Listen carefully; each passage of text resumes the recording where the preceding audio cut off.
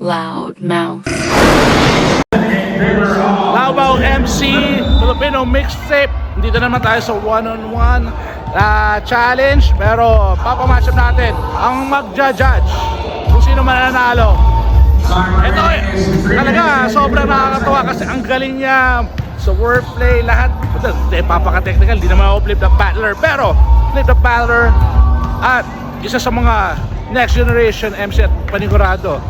He's going beyond. Ang nag-iisa, K-Ram. Yeah. Alright, K-Ram, ito yung tatanong ko.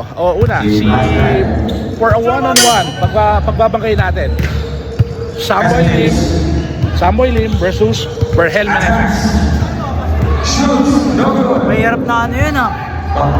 Parehong Sky yan ha, lumilipad, Skywalker, Aerial Boy. Para sa akin, Berhel Meneses, that's for K-Ram. Okay, and next, pareho, magaling. dikit, no? Kahit sino sa kanila. Ang hirap eh. Iba yung bugbugan ni Samboy Lim.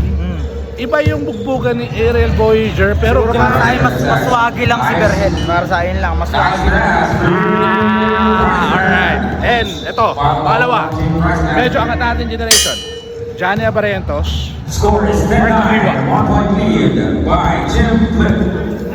Isa rin yun. Pero Agiwa ako doon all time. Idol yun.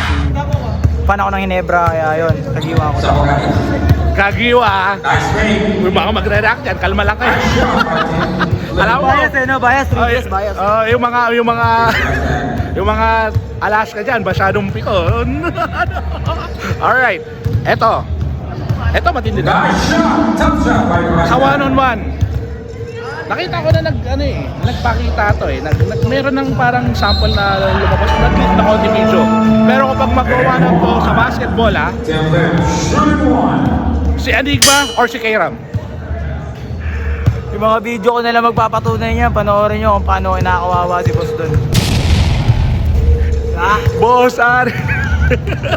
Alright. Malapit niya si Boss, kaso mas bata ako sa kanya, kaya lugi siya.